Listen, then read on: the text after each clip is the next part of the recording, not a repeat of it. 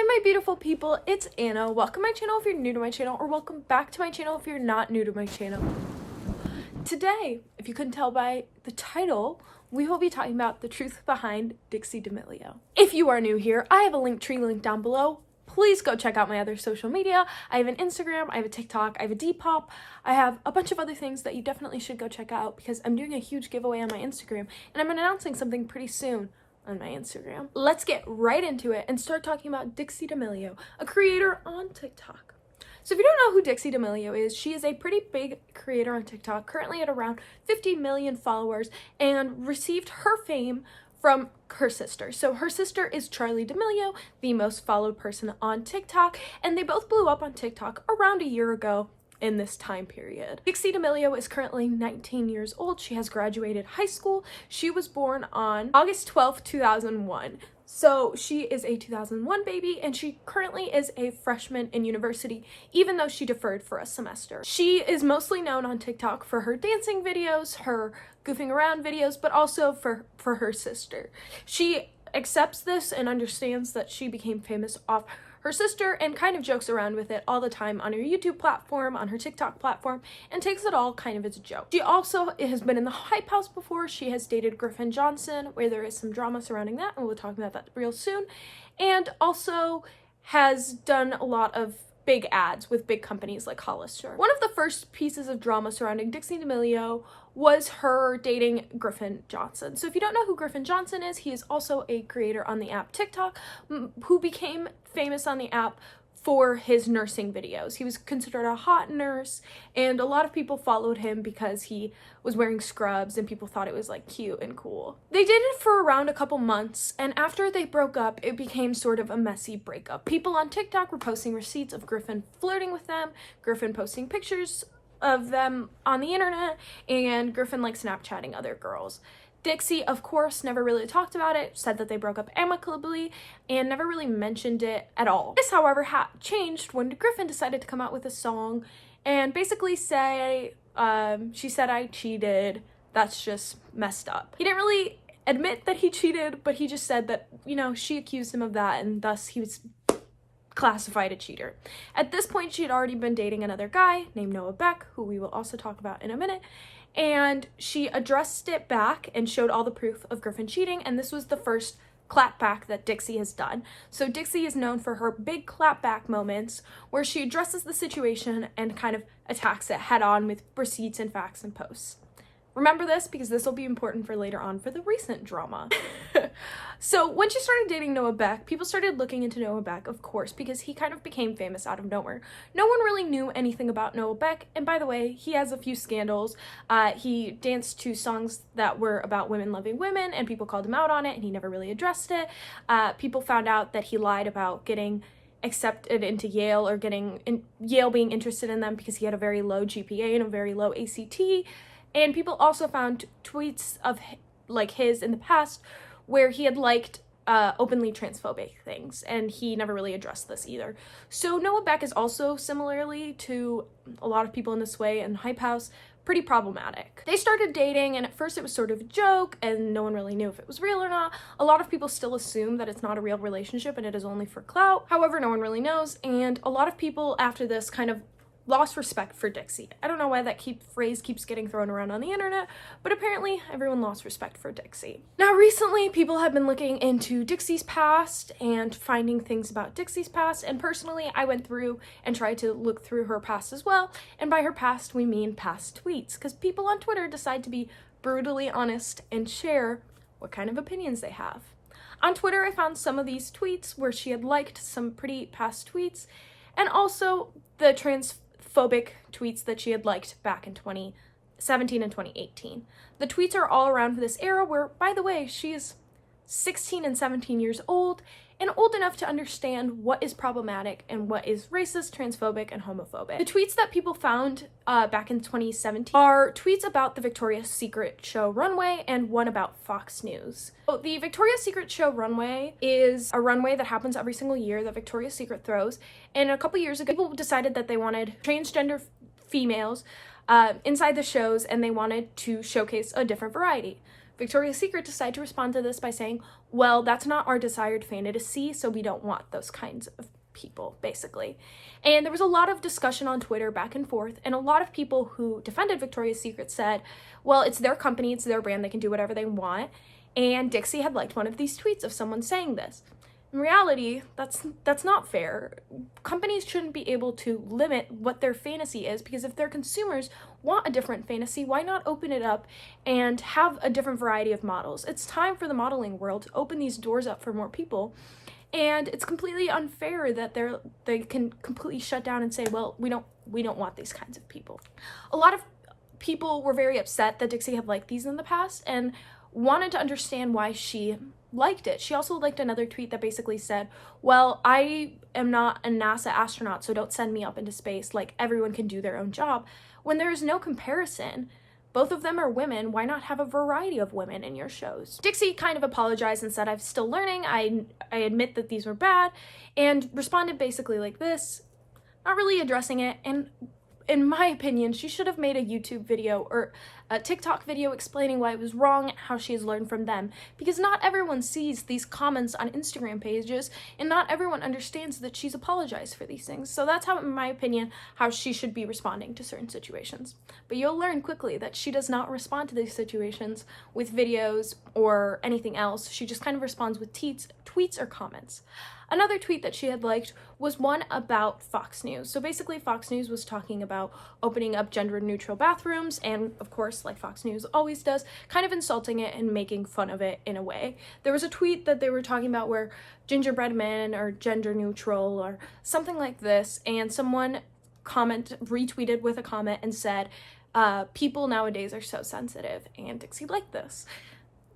It just shows the proof that in the past she had this way of thinking, and although she might have changed now, she still should make a video addressing it, showing how she did learn and how other people can learn with her as well. Because as an influencer, she has a certain platform and she is talking to certain types of people and young kids who are learning from her. So if they see these past comments, they might excuse it and think it's okay if they've never seen a video of her addressing it. When I went into the past and started to look into the comments that she had liked, of course she is unlike the tweets that she had liked before, but I went through and I found a few that were concerning to me. One of the tweets, although many people think it's a joke, is about 13 Reasons Why, about Hannah Baker, and if you don't know that show, trigger warning, it's about suicide.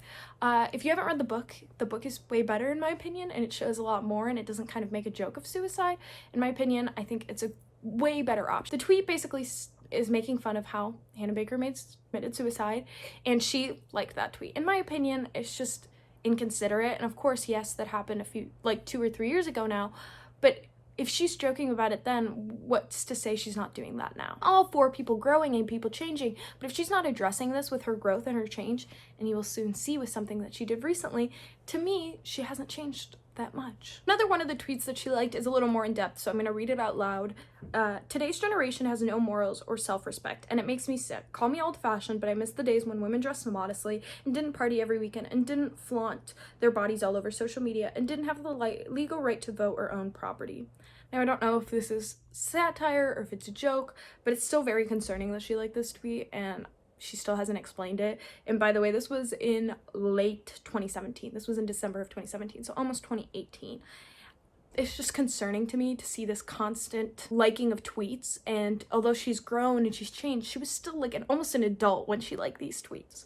And I've never liked any sort of tweet like this, so why is she going through and liking these tweets? Another tweet that she liked, I think is a little more funny, but I think it's really ironic that she liked this tweet, and it kind of just shows that she follows kind of the path of what everyone around her sort of thinks, is how is mine dead but musically continues to live on? This should be a crime. And I think it's really funny because she has a TikTok. That one was more of a joke, but I thought I would address that she liked that, and I think it's hilarious. The last tweet that she liked was one that said, just because someone supports Trump doesn't mean they're racist. And a lot of people have concerns that the D'Amelio family are Trump supporters, and by the way, if you don't know why being a Trump supporter is not okay in today's society, is that the Trump administration was very racist, homophobic, etc. I could go on for this for hours and days, but there are a lot of videos out there, so I recommend you to go check those out. A lot of people assume that the D'Amelio family is a Trump supporter family just because there were pictures of Dixie's Visco where there are a Trump flag and an American flag. Her father is a very strong Republican and ran for Senate, and California, as well as the fact that there's just tweets like this, things like this that have been appearing recently that just kind of shows that they might be a Trump supporter, they were in the past, and it's just very concerning that someone like that deserves a large platform and that she still hasn't made a video kind of denouncing it. Let's get into the recent drama with the snail, the Trisha situation, and the thoughts of that overall. So if you didn't know, there was a recent drama with the D'Amelio family because they've posted a video on YouTube, which in my opinion, they're not too great on YouTube. That's just my personal opinion. They just don't translate very well on YouTube. They're not cut out for those longer term videos, and it kind of just shows that they're not putting as much effort into it.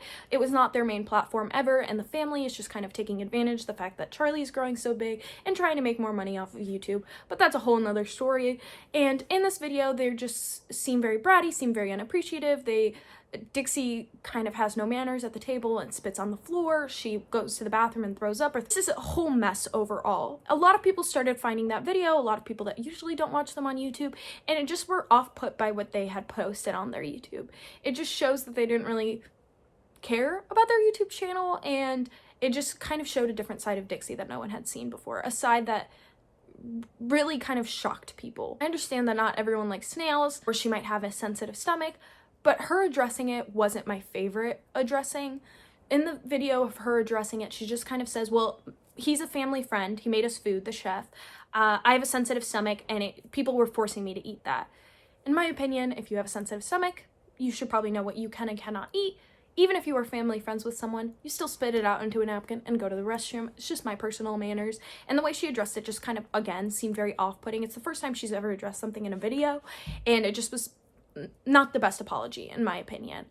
Charlie then addressed her situation about her joking about 100 mil and after dropping, and a lot of people talked about that as well. In my opinion, Charlie really didn't need to apologize for anything. It was more Dixie that had the necessity for an apology. It was very sweet of Charlie to apologize, and it's probably very hard to have such a large platform and be held accountable for so many things.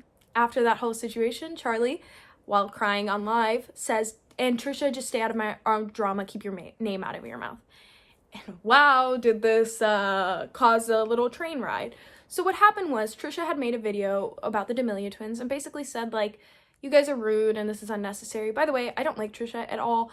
And her video wasn't necessary. In my opinion, she wasn't being that bad, but Trisha just like didn't need to be involved in any of this. And so when Charlie said, keep my name out of your mouth, it caused Trisha to go even further. Trisha was like, you guys are unappreciative. You don't deserve this platform. Your parents don't care. And just kind of went off like she always does. When you give a troll a platform, a troll's going to speak louder and scream even louder. So then Dixie, after she saw Trisha do all of these things, decided to post a video of her renegading to Trisha singing the N-word, and decided to tag a young Black creator. Let's talk about why this is bad. Many Black creators have come out, and this is not just like me speaking for Black creators, this is me amplifying their voices, and said, Trisha is a terrible person, but the fact that you stooped to her level and used a song that she did 10 years ago and used racism as a drama or tea return is completely inappropriate. And Dixie deleted it almost immediately, but not before James Charles, Tana Mojo, Quinn Blackwell, and Claudia Conway could comment and basically hype her up and not talk about the fact that you don't use racism as an attack to another person. You can't use something that has caused damage to so more people to bring it into drama and talk about it more. And the fact that, you know, she's never really addressed certain things that she's said in the past. She's never really kind of made videos talking about why Trump's bad or why she supports BLM. It just kind of scares people. And the fact that now you just use something that Trisha did very racistly and use it to make a point, kind of like what she did with Griffin, just shows the ignorance and how tone deaf she was. The fact that she tagged a young Black creator who wasn't even in the drama as dance credits is completely inappropriate as well. That little girl didn't deserve to be put in the comment section, doesn't deserve to be dragged in the drama because now TikTok Room's gonna post her, Trisha's gonna talk about the little Black girl. It just was completely unnecessary. And the fact that Dixie still hasn't made a video apology is completely ridiculous to me. She made a tweet and she made a comment, but those aren't the things that people need. People need a video apology explaining why you can't use racism as a drama or tea attack, because it's a lot more serious as this. A lot of Black creators are upset, and I totally feel that, and I'm pretty upset with Dixie as well. She's 19 years old. She is an adult. She knows better than this. Before I wrap it up, let's talk about the pandemic and how Dixie D'Amelio has been handling the pandemic. The pandemic's a pretty serious thing, I would feel. And after her and Charlie at the beginning of the pandemic said, stay inside, wear a mask, they have been going to parties almost every single weekend, hanging out with tons of people, not wearing masks, and they still haven't addressed it. They both said it's work, but it's not work when you're partying. There's no necessity for that. People, especially in Los Angeles, where they're living right now, are dying. The cases are going up, and they are a huge, huge part of the problem. I think, again, they need to make a video apology. They need to explain why that's bad, and especially since they are influencers to such young children and they have such big platforms, they need to address it in the first place. Now let me wrap up my thoughts with Dixie, the D'Amelio family in general. I think the D'Amelio family might have a darker past than a lot of people realize, and I think they do need to work on their YouTube and all of that a little more in depth and show a little bit more effort. I also feel as though Dixie needs to make more heartfelt apologies and make more things a little more deeper than what she's been doing, because she isn't doing that. She's addressing things as a joke. She doesn't take things seriously. She doesn't make video apologies. I just am frustrated, and I think a lot of people are. It shows a lot of immaturity, and it's frustrating to see someone with such a large platform that's making so much money off this platform not address the important things that affect people on a day-to-day life. And I hope she grows, and I hope she can change.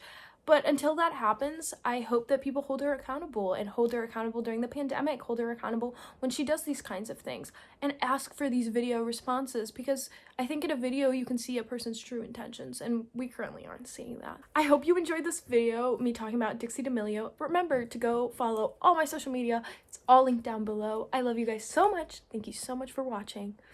This was the truth behind Dixie D'Amelio.